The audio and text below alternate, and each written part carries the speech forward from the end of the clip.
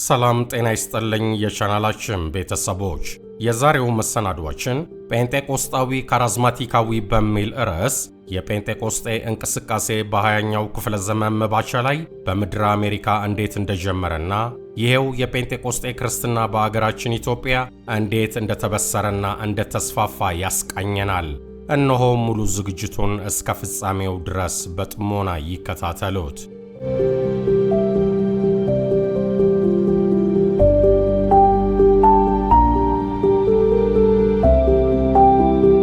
ጴንጤቆስጣዊ ካሪዝማቲካዊ የጴንጤቆስጤ እንቅስቃሴ በ20ኛው ክፍለ ዘመን መባቻ ላይ በምድረ አሜሪካ እንደተጀመረ የሚነገርለት የፕሮቴስታንት ክርስትና አካል ነው።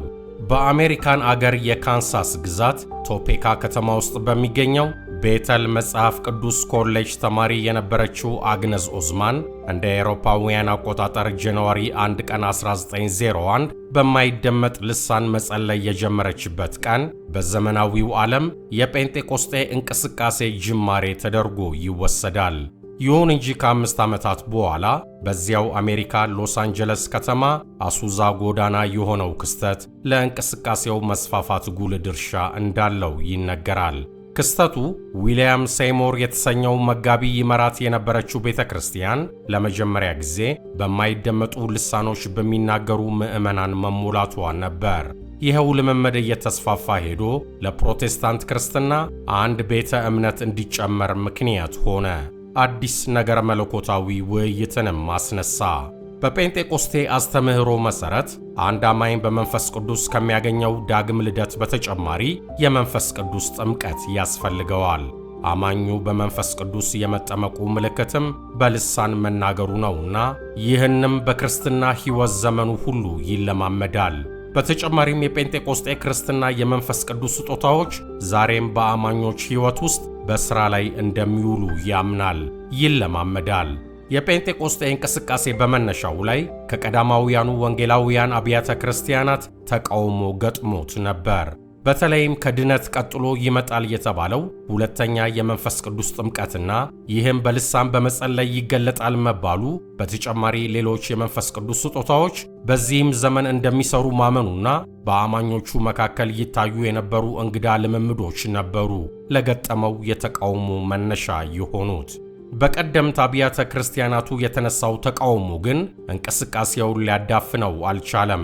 በአንጻሩ የጴንጤቆስጤ ንቅናቄ ያስነሳው ሞገድ ነባሮቹ ቤተ እምነቶች በመንፈስ ቅዱስ ስጦታዎች ወይም ካሪዝማ ላይ የነበራቸውን አስተሳሰብ በተወሰነ ደረጃም ቢሆን እንዲቀይሩ አድርጓቸዋል።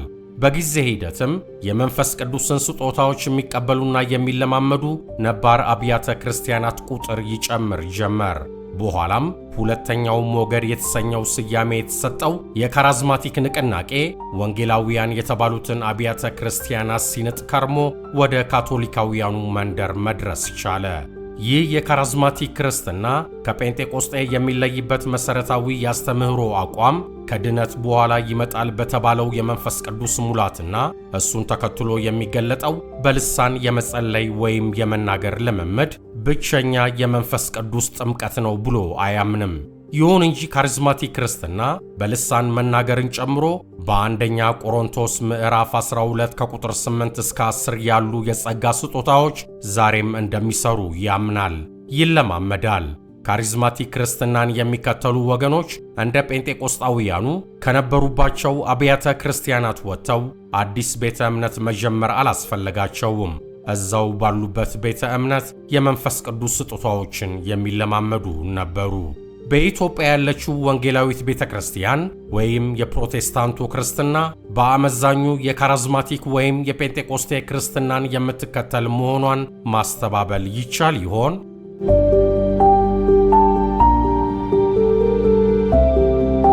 የጴንጤቆስጤ ክርስትና በኢትዮጵያ መጋቢ በቀለ ወልደ ኪዳን ሪቫይቫል ኢትዮጵያና የመለከት በዓል በተሰኘውና ተሻሽሎ ለንባብ በበቃው መጽሐፋቸው የጴንጤቆስቴ ልምምድ ወደ ኢትዮጵያ ለማምጣት ከግማሽ ምዕት ዓመት በላይ እንደፈጀበት ይገልጻሉ።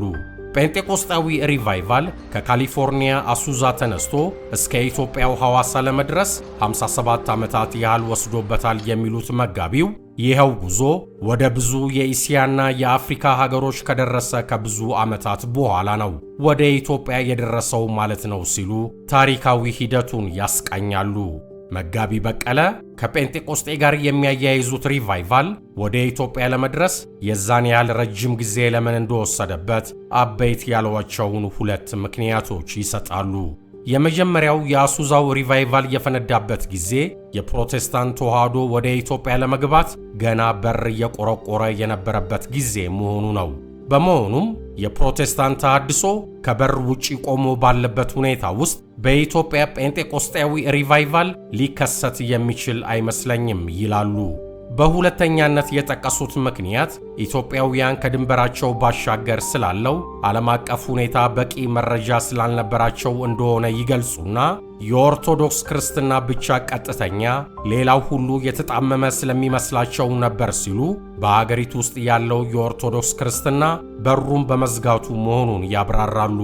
በእርግጥ የጴንጤቆስጤ እንቅስቃሴ ወደ ኢትዮጵያ ከመምጣቱ በፊት የነበሩ የወንጌላውያን አብያተ ክርስቲያናትና ሚስዮናውያን በአገሪቱ ውስጥ በሥራ ላይ እንደነበሩ የሚያስታውሱት መጋቢው እነዚህ አብያተ ክርስቲያናትና ሚስዮናውያን የነበራቸው ተቀባይነትና ተጽዕኖ ውስን መሆኑ የወንጌላውያን አስተምህሮ ስር እንዳይሰድ አድርጎታል ባይ ናቸው።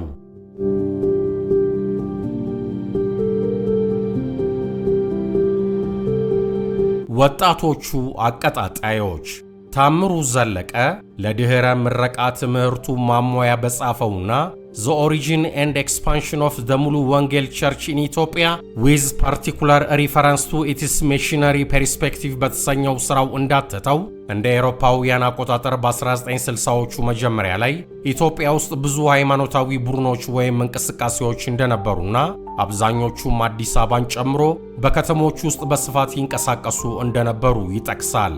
እነዚህ በሌሎች ቤተ እምነቶች ወይም ተቋማት የማይመሩ አገር በቀል የሃይማኖት ቡድኖች ይዘወሩ የነበሩት በከፍተኛ የትምህርት ተቋማትና በሁለተኛ ደረጃ ትምህርት ቤቶች ውስጥ በሚማሩ ተማሪዎች ነበር። ከነዚህ ቡድኖች መካከል የሃሌሉያ ቡድን፣ የሰማይ ብርሃን ቡድን፣ የሐረር መምህራን ማሰልጠኛ ተቋም ቡድንና የቀዳማዊ ኃይለ ሥላሴ ዩኒቨርሲቲ ቡድን ይገኙበታል። ይህን መሰሎቹ ሃይማኖታዊ ቡድኖች ከጴንጤቆስጤ ልምምድ ጋር በተለያየ መንገድ ሊተዋወቁ እንደሚችሉ ሐሳብ መሰንዘር ቢቻልም የፊንላንድ የኖርዲክና የስዊዲሽ ሚስዮናውያን አስተዋጽኦ ግን ጉልህ እንደነበረ ይታመናል። በተለይ በፊንላንዳዊው የሚስዮን አገልግሎት በኩል በሐዋሳ አገልግሎት ይሰጥ የነበረውና በኋላም አዲስ አበባ መርካቶ አካባቢ በነበረው የሃሌሉያ ቡድን አባላት ጥያቄ መሰረት ወደ አዲስ አበባ መጥቶ ለ2 ሳምንት በአዲስ ፊኒሽ ሚሼል ቻምፕል ከቡድኑ አባላት ጋር ያሳለፈው ኦማሄ ቻቻ ግንባር ቀደሙን ሚና ሳይዝ አይቀርም ይላል የታምሩ ዘለቀ ጥናት። ቻቻ ከቡድኑ ጋር በቆየባቸው 2 ሳምንታት ስለ መንፈስና ስለ መንፈስ ቅዱስ ጥምቀት አስተምሯቸዋል። በጊዜው ከነበሩ ተማሪዎች መካከል መንግስቱ ጀንበሬ እንደተናገሩት በመጀመሪያው ቀን በመንፈስ የተሞሉት ሰዎች 2 ብቻ ነበሩ።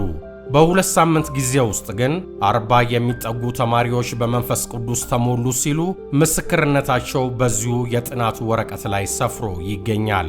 በኋላ ላይ በኢትዮጵያ ውስጥ የጴንጤቆስጤ ልምምድን በከፍተኛ ደረጃ አስፋፍታለች ተብላ የሚታመንባትን የሙሉ ወንጌል አማኞች ቤተክርስቲያንን እንድትመሰረት ምክንያት የሆኑትም እነዚሁ ተማሪዎችና ቡድኖቻቸው ነበሩ። አቶ ታምሩ ወጣቶቹ ከነበሩበት ቤተ እምነት ወጥተው ጴንጤቆስጤያዊ ቤተክርስቲያን እንዲመሰርቱ ያደረጋቸው 3 ሰበቦች መሆናቸውን ያመለክታል። እነዚህም ማህበራዊ፣ መንፈሳዊና ባህላዊ ናቸው። ማህበራዊ ሲባል ወጣቶች በአጠቃላይ በህብረተሰብ ውስጥ የነበራቸው ስፍራ ውስን የነበረ መሆኑን የሚያወሳ ነው። በተለይ በኢትዮጵያ ኦርቶዶክስ ተዋህዶ ቤተክርስቲያንም ሆነ ቀድመው በተሰሩት የወንጌላውያን አብያተ ክርስቲያናት ውስጥ ወጣቶች የነበራቸው ሚና የተገደበ ነበር። በትምህርት ቤት የሚያገኙት ዕውቀት የቤተ ክርስቲያንንም ሆነ ያሉበትን ማህበረሰብ ችግር በተለየ ምልከታ እንዲያዩትና ከተለመደው ውጪ የመፍትሄ ሐሳብ ይዘው እንዲመጡ አድርጓቸው ነበር። ይሁን እንጂ በአመራር ደረጃም ይሁን በወሳኝ የአገልግሎት ክፍሎች የነበራቸው ኃላፊነት እዚህ ግባ የሚባል ባለመሆኑ የመገፋት ስሜት ሳያድርባቸው አልቀረም። ይህም ዓይናቸውን ወደ ሌላ እንዲያማትሩ አድርጓቸዋል ነው ትንተናው።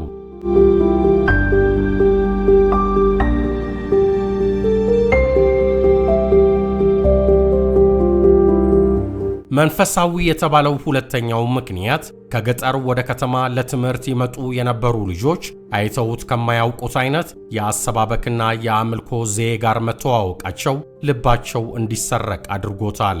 በዚህም ከነበሩባቸው እናት ቤተክርስቲያናት ይልቅ ወደ አዲሱ እንቅስቃሴ ይበልጡኑ ይሳቡ ጀመር። የገቡበትም አዲስ ሃይማኖታዊ ልምምድ ደግሞ የተቀባይነትና የባለቤትነት ስሜት ፈጠረላቸው።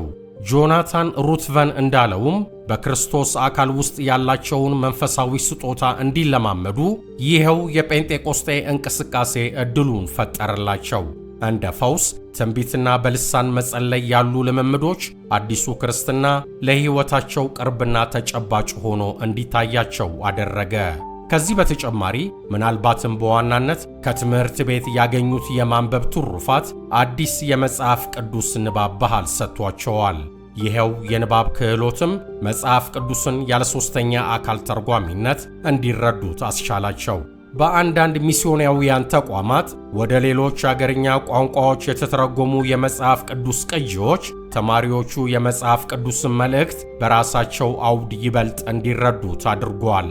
ከዚህ በተጨማሪ በአሜሪካንና በአውሮፓ ይታተሙ የነበሩና ጴንጤቆስጤያዊ ይዘት የነበራቸው የህትመት ውጤቶች በተለያየ መንገድ ወደ ወጣቶቹ መድረሱ ስለ ዓለም አቀፋዊ የጴንጤቆስጤ እንቅስቃሴና ልምምድ ግንዛቤ እንዲያገኙ እንዳስቻላቸው ይታመናል። በመጨረሻም የጴንጤቆስጤ ወይም ካሪዝማቲክ ክርስትና በአፍሪካ ኢትዮጵያንም ጨምሮ እንዲስፋፋ መሰረታዊ ከሚባሉት ተጨማሪ ምክንያቶች አንዱ ዘመናትን ያስቆጠሩት የባህላዊ እምነቶች ንጽረተ ዓለም ነው። እነዚህ ባህላዊ እምነቶች አምላክ በላይ በሰማይ የሚኖር ፈጣሪ ብቻ ሳይሆን በታች በምድር ለሕዝቡ የሕይወት ውጣ ውረድ መላ ሰጪ፣ መፍትሔ አምጪ እንደሆነ የሚያምኑ ናቸው። በሚስዮናውያኑ በኩል የተሰበከው ክርስትና ስለ ኢየሱስ ክርስቶስ አዳኝነትና ስለ ዘላለሙ ሕይወት ቢያበስራቸውም ምድራዊ ችግሮቻቸውን ማለትም በሽታ፣ መከራ፣ የክፉ መናፍስት ተጽዕኖ ወዘተ እንዴት አድርገው እንደሚያሸንፉ መንገድ አላሳያቸውም። የጴንጤቆስጤ ካሪዝማቲክ ክርስትና ግን ለእነዚህ ጥያቄዎች መልስ ያለው በመሆኑና ቀድሞ የተሰበከው ክርስትና የነበሩበትን ክፍተቶች መሙላቱ አማኞች በሙሉ ልባቸው እንዲቀበሉት አድርጓቸዋል። በሚደረግላቸው ጸሎት የሚያገኙት ፈውስ፣ ምስጢርና እንቆቅልሽ ለሆኑባቸው የሕይወት ጥያቄዎች በእውቀት ቃል በኩል የሚመጣው መልስ፣ በትንቢት አገልግሎቱ የሚቀበሉት መልእክት፣ ከክፉ መናፍስት እስራትና ተጽዕኖ ነፃ መውጣታቸው ወዘተ እግዚአብሔር በሰማይ ብቻ የሚኖር ሳይሆን አብሯቸው የሚኖር የቅርብ አምላክ መሆኑን እንዲያምኑና ፊታቸውን ሙሉ በሙሉ ወደ ጌታ ኢየሱስ ክርስቶስ እንዲያዞሩ ሳያደርጋቸው አልቀረም። ጨርሻለሁ። የሕንጸት ክርስቲያናዊ ማኅበር መሥራችና ዳይሬክተር ሚኪያስ በላይ እንደጻፈው። በቸር ያሰንብተን። ቻናላችንን ከወደዱት ላይክ፣ ሼር እና ሰብስክራይብ ያድርጉ። አብራችሁን ስለቆያችሁ ከልብ እናመሰግናለን።